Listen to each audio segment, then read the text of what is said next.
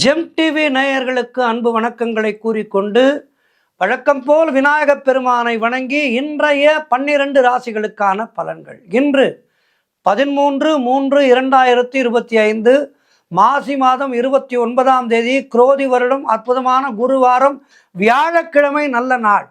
இன்றைய ஆதிக்க கிரகம் குரு பகவான். இன்று நாம் வழிபட வேண்டிய தெய்வம் தட்சிணாமூர்த்தியை வழிபட வேண்டும். இன்றைய விசேஷம் பௌர்ணமி, அற்புதமான பௌர்ணமி, மாசி பௌர்ணமி நன்னாள், கிரிவலம் வர வேண்டிய நாள், ஹோலி பண்டிகை தினம். வட இந்தியர்கள் கொண்டாடுகின்ற அற்புதமான பண்டிகை ஹோலி பண்டிகை. சகோதரத்துவத்தை நமக்கெல்லாம் உணர்த்துகின்ற அற்புதமான பண்டிகை ஹோலி பண்டிகை தினம். இன்றைய நாள், இன்றைய சூரிய உதயம் இன்று காலை 6:19 சூரிய அஸ்தமனம் மாலை 6:19. இன்றைய நல்ல நேரம் காலை 10:30 முதல் காலை 11:30 வரை, அதேபோல் மாலை 6:30 முதல் மாலை 7:30 வரை. இன்றைய ராகு காலம் மதியம் 1:30 முதல் மதியம் 3 வரை. இன்றைய யமகண்டம் காலை 6 முதல் காலை 7:30 வரை. இன்றைய குளிகை நேரம் காலை 9 முதல் காலை 10:30 வரை. இன்றைய சுபகோரை சூரியகோரை நேரம் காலை 8 முதல் காலை 9 வரை. இன்றைய நட்சத்திரம் இன்று அதிகாலை 5:09 வரை மகம், அதன் பின்பு பூர நட்சத்திரம் வருகின்றது. இன்றைய திதி இன்று காலை 11:39 வரை வளர்பிறை சதுர்தசி, அதன் பின்பு பௌர்ணமி. இன்றைய சந்திராட்டமம் இன்று அதிகாலை 5:09 வரை உத்திராடம் நட்சத்திரத்துக்கு சந்திராட்டமம், அதன் பின்பு திருவோண நட்சத்திரத்துக்கு சந்திராட்டமம் வருகின்றது. கவனமாக இருக்கவும். அடுத்து நாம் காண இருப்பது 12 ராசிகளுக்கான பலன்களை. மேஷ ராசி அன்பர்களே, இன்று சந்திரன் உங்கள் ராசிக்கு 5ஆம் இடத்திலே சஞ்சரிக்கின்றார். உங்களுடைய ராசி அதிபதி செவ்வாய் ராசிக்கு 3ஆம் இடத்திலே இருக்கின்றார். ஆகவே இன்றைய நாளிலே நீங்கள் தொட்டதெல்லாம் பொன்னாகக்கூடிய அற்புதமான நாள். வாழ்க்கை துணையால் மகிழ்ச்சி உண்டாகும். முன்னோர்களுடைய சொத்திலே இருந்து உங்களுக்கு வர வேண்டிய பங்கு வந்து சேரும். அதேபோல் காரிய தடைகள் விலகி நீங்கள் எடுக்கின்ற முயற்சிகளிலெல்லாம் வெற்றி கிடைக்கின்ற அற்புதமான நாள். மனம் மிகவும் உற்சாகமாக காணப்படக்கூடிய நல்ல நாள். செய்யும் செயலிலே பெயரும் புகழும் கிடைக்கும். நண்பர்களோடு இருந்து வந்த மன வருத்தங்கள் எல்லாம் தீரும். வேலையிலே காத்திருந்த இடமாற்றம் அமையும். தொழில் மற்றும் வியாபாரத்திலே நல்ல முன்னேற்றம் ஏற்படும். பண வரவு அதிகரிக்கின்ற அற்புதமான நாள். பொருளாதாரம் திருப்திகரமாக இருக்கும். ஆகவே இன்றைய நாளிலே குரு தட்சிணாமூர்த்தியை வணங்குங்கள். ரிஷபராசி அன்பர்களே, இன்று சந்திரன் உங்கள் ராசிக்கு 4ஆம் இடத்திலே இருக்கின்றார். உங்களுடைய ராசி அதிபதி சுக்கிரன் ராசிக்கு 11ஆம் இடத்திலே இருக்கின்றார். ஆகவே இன்றைய நாளிலே காரிய அனுகூலம் உண்டாகும். பொருளாதாரத்திலே பெரும் வளர்ச்சி உண்டாகும். கணவன் மனைவியிடையே நல்ல ஒற்றுமை ஏற்படும். மனக்குழப்பங்கள் தீரும். தொழிலிலே நல்ல முன்னேற்றம் ஏற்படும். எதிர்பார்த்த பணம் கைக்கு வரும். கடன் பிரச்சனைகள் முற்றிலுமாக தீரும். வீடு வண்டி வாகன யோகம் உண்டாகும். தாய் வழி சொந்தங்களுடைய உதவிகள் எல்லாம் கிடைக்கின்ற அற்புதமான நாள். உயர்கல்வி கற்க வெளிநாடு செல்வதற்கான முயற்சிகள் பூர்த்தியாகும். சிறப்பான ஒரு நாளாக இன்றைய நாள் இருக்கின்றது. மேலும் நற்பலன்களை பெறுவதற்கு இன்றைய நாளிலே அண்ணாமலையானை வணங்குங்கள். குரு தட்சிணாமூர்த்தியை வணங்குங்கள். வாழ்த்துக்கள். மிதுன ராசி அன்பர்களே, இன்று சந்திரன் உங்கள் ராசிக்கு 3ஆம் இடத்திலே இருக்கின்றார். உங்களுடைய ராசி அதிபதி புதன் ராசிக்கு 10ஆம் இடத்திலே இருக்கின்றார். ஆகவே இன்றைய நாளிலே உத்தியோக உயர்வோடு பதவி உயர்வு கிடைக்கும். குழந்தைகளால் மகிழ்ச்சி உண்டாகும். உடல் ஆரோக்கியம் சிறப்பாக இருக்கும். வியாபாரத்திலே நல்ல லாபம் உண்டாகும். இளைய சகோதரர்கள் மூலம் அனுகூலம் உண்டாகும். அலுவலகத்திலே புதிய பொறுப்புகள் மகிழ்ச்சியை தரும். பயணங்கள் அதிகமாக மேற்கொள்வீர்கள். பொருள் வரவும் தனலாபமும் அதிகரிக்கின்ற நாள். திடீர் அதிர்ஷ்டம் சிலருக்கு தேடி வரும். கூட்டு தொழிலிலே நல்ல லாபங்கள் வரக்கூடிய நாள். வேலை இல்லாதவர்களுக்கு நல்ல வேலை கிடைக்கும். மொத்தத்திலே இன்றைய நாள் மிக சிறப்பாக இருக்கின்றது. இறையருள் சேர்ந்து இருக்கின்ற அற்புதமான நாள். ஜாதக தோஷங்கள் தீருகின்ற நாள். ஆகவே இன்றைய நாளிலே இறை வழிபாடு செய்யுங்கள். தட்சிணாமூர்த்தியை வணங்குங்கள். திருவண்ணாமலையானை பணியுங்கள். நாள் சிறப்பாக இருக்கும். வாழ்த்துக்கள். கடகராசி அன்பர்களே, இன்று சந்திரன் உங்கள் ராசிக்கு 2ஆம் இடத்திலே இருக்கின்றார். ஆகவே இன்றைய நாளிலே சுபகாரியங்கள் கைகூடி வரும். பதவி உயர்வோடு வேலை மாற்றம் ஏற்படும். வியாபாரத்திலே நல்ல முன்னேற்றம் உண்டாகின்ற நாள். குழந்தைகளால் மகிழ்ச்சி உண்டாகும். சுப விரயங்கள் ஏற்படக்கூடிய நாள். தொழிலிலே நல்ல லாபம் ஏற்படும். திருமண பேச்சுவார்த்தைகள் சுபமாக முடியும். குடும்ப ஒற்றுமை சந்தோஷத்தை தரும். பிள்ளைகளால் பெருமை ஏற்படும். வாழ்க்கை துணையால் நல்ல மகிழ்ச்சி உண்டாகும். வேலை இல்லாதவர்களுக்கு நல்ல வேலை கிடைக்கும். பொருளாதாரம் திருப்திகரமாக இருக்கும். ஆகவே இன்றைய நாளிலே கடகராசியினருக்கு அற்புதமாக இருக்கின்றது. மேலும் நற்பலன்களை பெறுவதற்கு இன்றைய நாளிலே தட்சிணாமூர்த்தியை வணங்குங்கள், சிவபெருமானை வணங்குங்கள். வாழ்த்துக்கள். சிம்ம ராசி அன்பர்களே, இன்று சந்திரன் உங்கள் ராசியிலேயே இருக்கின்றார். உங்களுடைய ராசி அதிபதி சூரியன் ராசிக்கு 7ஆம் இடத்திலே இருக்கின்றார். ஆகவே இன்றைய நாளிலே பூர்வீக சொத்திலே இருந்து வர வேண்டிய பணம் கைக்கு வரும். மனம் மிகவும் சந்தோஷமாக இருக்கும். கணவன் மனைவிக்குள் இருந்து வந்த பிரச்சனைகள் எல்லாம் தீருகின்றன. தொழிலிலே நல்ல முன்னேற்றம் ஏற்படும். குழந்தை பாக்கியத்திற்காக காத்திருக்கின்ற தம்பதிகளுக்கு சத்சந்தான பிராப்தி ஏற்படும். வேலை வாய்ப்புகள் புதிதாக ஏற்படும். உடல் ஆரோக்கியத்திலே நல்ல முன்னேற்றம் உண்டாகும். மனக்குழப்பங்கள் தீரும். சொந்த தொழில் செய்பவர்களுக்கு சிறப்பான ஒரு எதிர்காலம் உண்டாகும். பொருளாதாரம் திருப்திகரமாக இருக்கும். வாழ்க்கை துணையால் நல்ல மகிழ்ச்சி உண்டாகும். தொட்டதெல்லாம் பொன்னாகக்கூடிய அற்புதமான நாளாக இன்றைய நாள் இருக்கின்றது. கடன் பிரச்சனைகள் தீரும். பண வரவு அதிகரிக்கும். ஆகவே இன்றைய நாள் மேலும் சிறப்பாவதற்கு தட்சிணாமூர்த்தியை வணங்குங்கள், சிவபெருமானை வணங்குங்கள். வாழ்த்துக்கள். கன்னி ராசி அன்பர்களே, இன்று சந்திரன் உங்கள் ராசிக்கு 12ஆம் இடத்திலே இருக்கின்றார். உங்களுடைய ராசி அதிபதி புதன் ராசிக்கு 7ஆம் இடத்திலே இருக்கின்றார். ஆகவே இன்றைய நாளிலே குலதெய்வ வழிபாடு மன அமைதியை தரும். அலுவலகத்திலே வீண் வாதங்களை எல்லாம் தவிர்த்து மௌனத்தை கடைபிடிக்க வேண்டிய நாள். யாரை பற்றியும் எதுவும் பேசாதீர்கள். பணிச்சுமை அதிகமாக இருக்கும். நண்பர்கள் மூலம் ஆதாயம் உண்டாகும். உத்தியோகத்திலே இருப்பவர்கள் கூடுதல் கவனம் செலுத்த வேண்டிய நாள். மேலதிகாரிகளை அனுசரித்து செல்லுங்கள். உடல் ஆரோக்கியத்திலே எச்சரிக்கையாக இருக்க வேண்டும். கணவன் மனைவிக்குள் சண்டை சச்சரவுகள் ஏற்பட்டு விலகும். காரிய தடைகள் ஏற்பட்டு விலகுகின்ற நாள். தேவையில்லாத பயத்தை தவிர்த்து கொள்ளுங்கள். தட்சிணாமூர்த்தியை வணங்குங்கள், சிவபெருமானை வணங்குங்கள். வாழ்த்துக்கள். துலாம் ராசி அன்பர்களே, இன்று சந்திரன் உங்கள் ராசிக்கு 11ஆம் இடத்திலே இருக்கின்றார். உங்களுடைய ராசி அதிபதி சுக்கிரன் ராசிக்கு 6ஆம் இடத்திலே இருக்கின்றார். ஆகவே இன்றைய நாளிலே பணவரவு அதிகரிக்கும். குழந்தை பாக்கியத்திற்காக காத்திருக்கின்ற தம்பதிகளுக்கு சத்சந்தான பிராப்தி உண்டாகும். தொழிலிலே நல்ல முன்னேற்றம் உண்டாகும். நீங்கள் நினைத்ததெல்லாம் நல்லபடியாக நடக்கக்கூடிய நல்ல நாளாக இன்றைய நாள் இருக்கின்றது. குலதெய்வ வழிபாடு அனுகூலத்தை தரும்.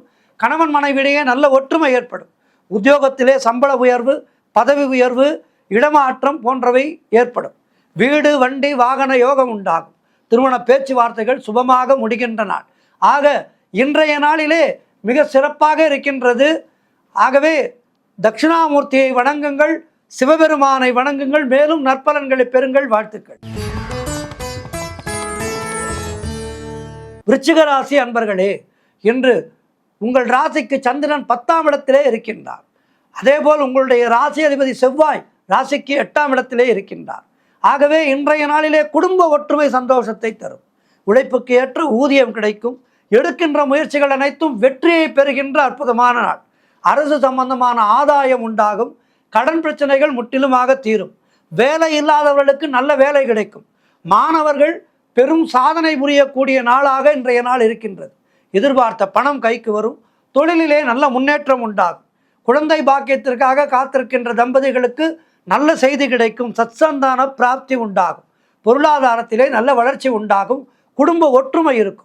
இப்படி எல்லா வகையிலும் ஏற்றமும் மாற்றமும் இருக்கின்ற அற்புதமான நாளாக இருக்கின்றது. தட்சிணாமூர்த்தியை வணங்குங்கள், சிவபெருமானை வணங்குங்கள். வாழ்த்துக்கள். தனுசு ராசி அன்பர்களே, இன்று சந்திரன் உங்கள் ராசிக்கு 9ஆம் இடத்திலே இருக்கின்றார். உங்களுடைய ராசி அதிபதி குரு ராசிக்கு 6ஆம் இடத்திலே இருக்கின்றார். ஆகவே திருமணம் போன்ற சுபகாரிய பேச்சுவார்த்தைகள் இன்றைய நாளிலே இனிதே முடியும். திடீர் அதிர்ஷ்டம் சிலருக்கு கை கொடுக்கும். பண வரவு அதிகரிக்கும். கடன் தொல்லைகள் நீங்கும். வியாபாரத்திலே நல்ல வளர்ச்சி உண்டாகும். சிறிய தொழிலோ பெரிய தொழிலோ லாபம் பெரிதாக கிடைக்கும். பதவி உயர்வு, வேலை மாற்றம் போன்றவை சிலருக்கு ஏற்படும். பொருள் வரவும் தனலாபமும் அதிகரிக்கின்ற நாள். சகல பாகியங்களும் கிடைக்கக்கூடிய நல்ல நாள். கணவன் மனைவியிடையே நல்ல ஒற்றுமை ஏற்படும். தந்தை வழி அனுகூலம் உண்டாகும். சிலருக்கு புதிய வேலை வாய்ப்புகள் ஏற்படும். ஆகவே இன்றைய நாள் மிக சிறப்பாக இருக்கின்றது. மேலும் சிறப்புகளை பெறுவதற்கு தட்சிணாமூர்த்தியை வணங்குங்கள், சிவபெருமானை வணங்குங்கள். வாழ்த்து. மகர ராசி அன்பர்களே, இன்று சந்திரன் உங்கள் ராசிக்கு 8ஆம் இடத்திலே இருக்கின்றார். உங்களுடைய ராசி அதிபதி சனி ராசிக்கு 2ஆம் இடத்திலே இருக்கின்றார். இன்று நாள் முழுவதும் உங்களுக்கு சந்திராட்டமம் இருக்கின்றது. மௌனத்தை கடைபிடிங்கள். தேவையில்லாத அலைச்சலும் மன உளைச்சலும் உண்டாகலாம். செய்தொழிலிலே புதிய முதலீடுகளை தவிர்க்க வேண்டும். கடன் கொடுப்பதை தவிர்க்க வேண்டும். நீங்களும் கடன் வாங்காதீர்கள். வெளியூர் பிரயாணங்களை தவிர்க்க வேண்டும். முக்கியமாக சென்றுதான் தீர வேண்டும் என்றால் விநாயகப் பெருமானுக்கு ஒரு அருகம்புல் மாலை சாற்றி நெய் தீபம் ஏற்றி வைத்துவிட்டு செல்லுங்கள். வீண் வாக்குவாதங்களை எல்லாம் தவிர்க்க வேண்டிய நாள். குலதெய்வ வழிபாடு வெற்றியை தரும். கோர்ட் கேஸ் போன்ற பிரச்சனைகளிலே ஈடுபடக்கூடாது. கணவன் மனைவிக்குள் கருத்து வேறுபாடுகள் ஏற்பட்டு விலகும். ஆகவே இன்றைய நாளிலே மௌனத்தை கடைபிடியுங்கள். குலதெய்வத்தை வணங்குங்கள். குரு தட்சிணாமூர்த்தியை வணங்குங்கள். அவருக்கு ஒரு தீபம் ஏற்றி வழிபாடு செய்யுங்கள். சிவபெருமானை வணங்குங்கள். கோளறு பதிகம் படியுங்கள். வாழ்த்து. கும்பராசி அன்பர்களே, இன்று சந்திரன் உங்கள் ராசிக்கு 7ஆம் இடத்திலே இருக்கின்றார். உங்களுடைய ராசி அதிபதி சனி ராசியிலேயே இருக்கின்றார். ஆகவே வாழ்க்கை துணையால் மகிழ்ச்சி உண்டாகும். பூர்வீக சொத்திலே இருந்து வந்த பிரச்சனைகள் எல்லாம் விலகும். புதிய முயற்சிகள் வெற்றியை தரும். காரிய வெற்றிகள் உண்டாகும். நண்பர்கள் மூலம் நல்ல அனுகூலம் உண்டாகும். திருமணம் போன்ற சுபகாரிய பேச்சுவார்த்தைகள் நல்லபடியாக முடியும். வியாபாரத்திலே நல்ல முன்னேற்றம் உண்டாகும். அலுவலகத்திலே இருந்து வந்த நெருக்கடிகள் குறையும். அவரவர்களுடைய வயதுக்கேற்ப நல்லது நடக்கும். உறவினர்களோடு இருந்து வந்த மன வருத்தங்கள் எல்லாம் தீரும். பழைய பாக்கிகள் வசூலாகும். மிக சிறப்பான நாளாக இன்றைய நாள் இருக்கின்றது. மேலும் நற்பலன்களை பெறுவதற்கு தட்சிணாமூர்த்தியை வணங்குங்கள். அண்ணாமலையானை வணங்குங்கள். வாழ்த்து. மீன ராசி அன்பர்களே, இன்று சந்திரன் உங்கள் ராசிக்கு 6ஆம் இடத்திலே இருக்கின்றார். உங்கள் ராசி அதிபதி குரு ராசிக்கு 3ஆம் இடத்திலே இருக்கின்றார். ஆகவே இன்றைய நாளிலே பொருளாதாரம் நெருக்கடியாக இருக்கும். உத்தியோக உயர்வு, பணியிட மாற்றம் போன்றவை ஏற்படும். காரிய அனுகூலம் உண்டாகும். மேலதிகாரிகளால் நெருக்கடிகள் உண்டாகும். அலுவலகத்திலே வேலை பளு அதிகமாக இருக்கும். தேவையில்லாமல் மற்றவர்களுடைய விஷயங்களிலே தலையிடக்கூடாது. குலதெய்வ வழிபாடு வெற்றியை தரும். வீண் வாக்குவாதங்களை எல்லாம் தவிர்க்க வேண்டிய நாள். மௌனத்தை கடைபிடியுங்கள். ராமநாமத்தை ஜபித்து கொண்டே இருங்கள். குரு தட்சிணாமூர்த்தியை வணங்குங்கள்.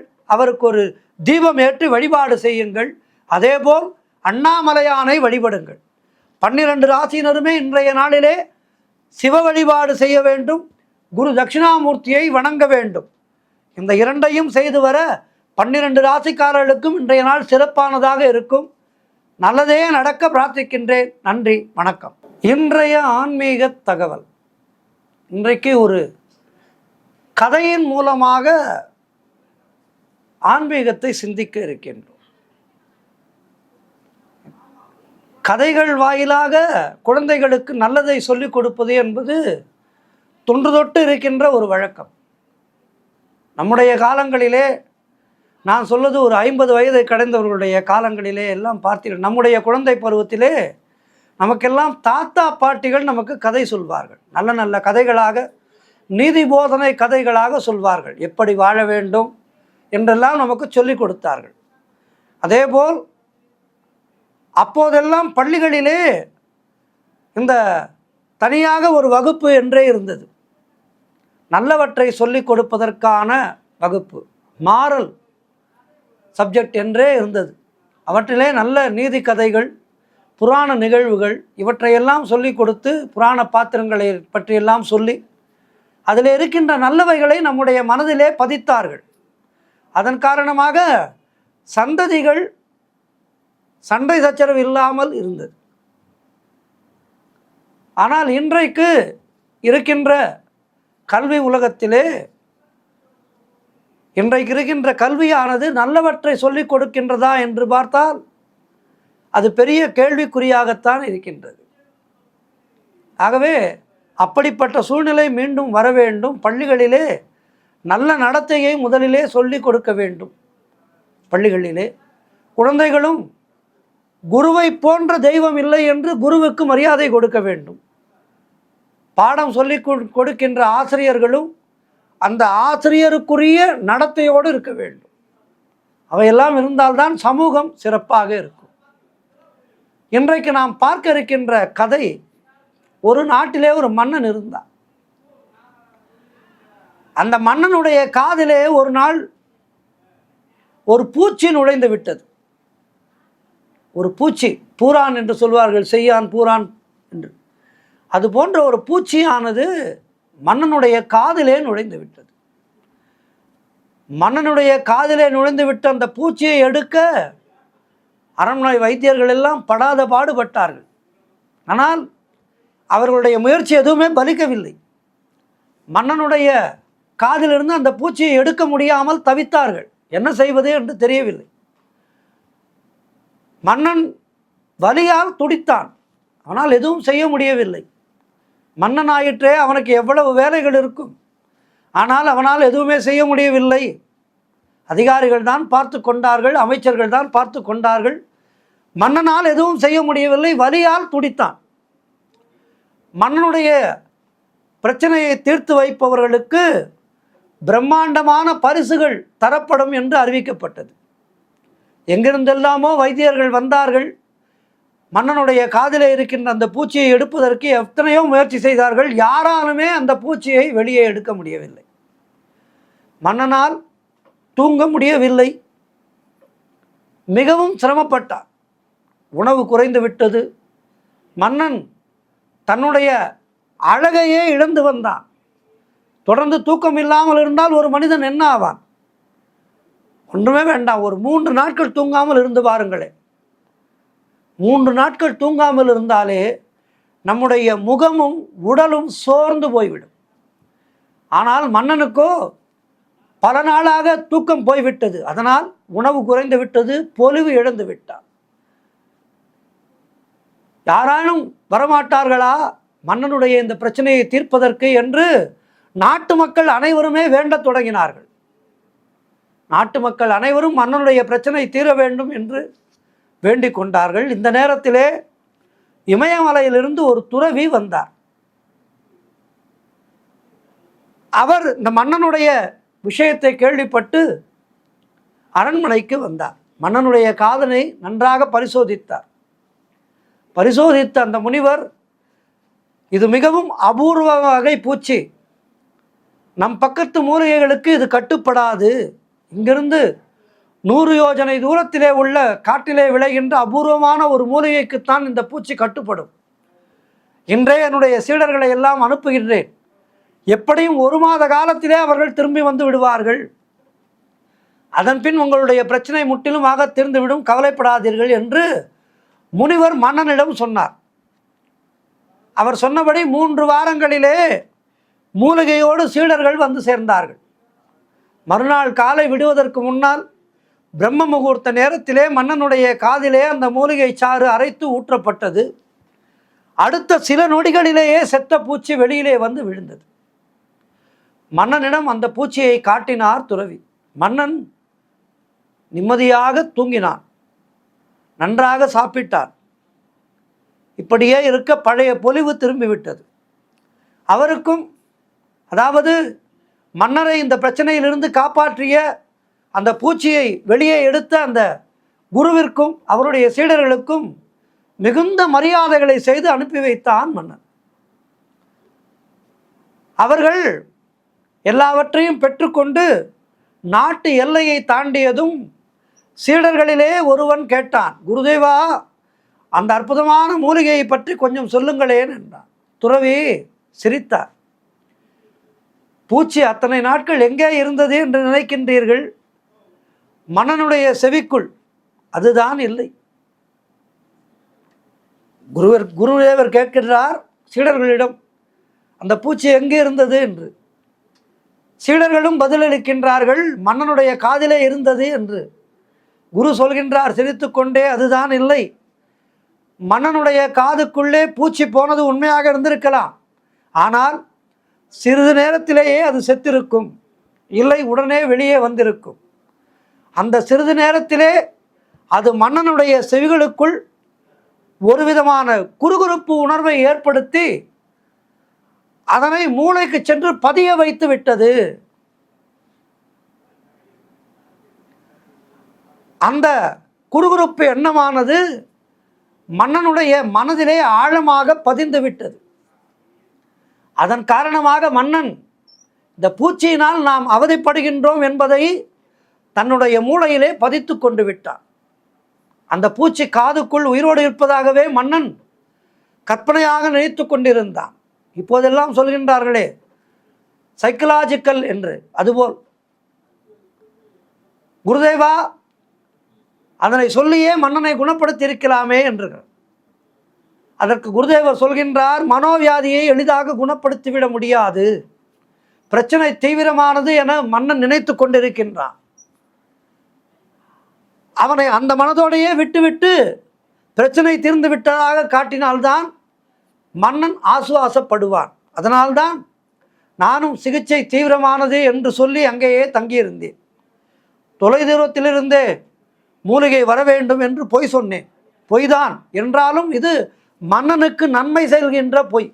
அதாவது பொய்மையும் வாய்மையிடத்தக்க என்று சொன்னார் வள்ளுவ பெருந்தகை. அதுபோல ஒருவனுக்கு நன்மை ஏற்படும் என்றால் அங்கே நாம் பொய் சொல்வதிலே தவறே கிடையாது. இந்த செடி சாதாரணமாக எல்லா இடங்களிலும் விளைகின்ற செடிதான். ஆனால் அதை யாருமே கவனிக்காமல் நான் பார்த்து கொண்டேன். பின் ஒரு நாள் பூஜை செய்து காலை இருட்டு நேரத்திலே மூலிகை சாற்றை மன்னனுடைய காதிலே விட்டு ஏற்கனவே பிடித்து வைத்திருந்த ஒரு செத்த பூச்சியை காட்டிவிட்டேன். இப்போது மன்னன் தன்னுடைய காதிலே இருந்த பிரச்சனை தீர்ந்து விட்டதாக முற்றிலுமாக நம்பிவிட்டான். ஆகவே அவனுடைய மனது சரியான வகையிலே செயல்பட வேண்டும் என்பதற்காகத்தான் பொய் சொல்லி இந்த நாடகத்தை நான் ஆடினேன். இது மன்னனுக்கு நன்மை தருவதற்காக நான் செய்த நாடகம். இதனால் தீமை இல்லை. ஆகவே ஒருவருக்கு நன்மை செய்ய வேண்டும் என்றால் இப்படி செய்யலாம் என்று சொல்லி தன்னுடைய சீடர்களுக்கு விளக்கினார். இன்றைக்கு மனித இனத்தை பீடித்திருக்கின்ற நோய்களிலே பெரும்பான்மையானவை நம்முடைய மனங்களிலே தான் இருக்கின்றது. ஒரு சிறிய பிரச்சனையை நாம் அப்படி ஆகிவிடுமோ இப்படி ஆகிவிடுமோ என்று மனதாலே கலங்கி போய் அந்த பிரச்சனையை மீண்டும் மீண்டும் நினைத்து பெரிதுபடுத்திக் கொள்கின்றோம். அதற்காகத்தான் அந்த காலங்களிலே ஆலயங்களை வைத்தார்கள். ஆலயங்களுக்கு சென்று நம்முடைய பிரச்சனைகளை அந்த தெய்வத்திடம் சொல்லும்போது அந்த தெய்வம் நம்முடைய பிரச்சனைகளை தீர்த்து வைப்பதற்கான வழியை நமக்கு காட்டுவதாக நாம் எண்ணிக்கொள்கின்றோம். இறைவன் இருக்கின்றானா இல்லையா என்ற அந்த கேள்விக்கெல்லாம் நாம் போகவே வேண்டாம். இறைவன் இருப்பதால் தான் இந்த உலகமானது இயங்கிக் கொண்டிருக்கின்றது. என்றாலும் நமக்கு இப்படிப்பட்ட பெரும் பிரச்சனைகள் வரும்போது இறைவனை நாடுகின்றோம். இறையருளால் அவை தீர்வதாக நம்புகின்றோம். ஆகவே நம்பிக்கை என்பதுதான் ஒருவனுக்கு மிக முக்கியம். அந்த நம்பிக்கையை விதைப்பது தான் இப்படிப்பட்ட கதைகள் எல்லாம். ஆகவே கதைகளிலே இருக்கின்ற நல்லவற்றை எடுத்துக்கொண்டு நம்முடைய வாழ்க்கையை நலமானதாக மாற்றிக்கொள்ள வேண்டும். மீண்டும் அடுத்த நிகழ்ச்சியிலே சந்திக்கின்றேன். நன்றி, வணக்கம்.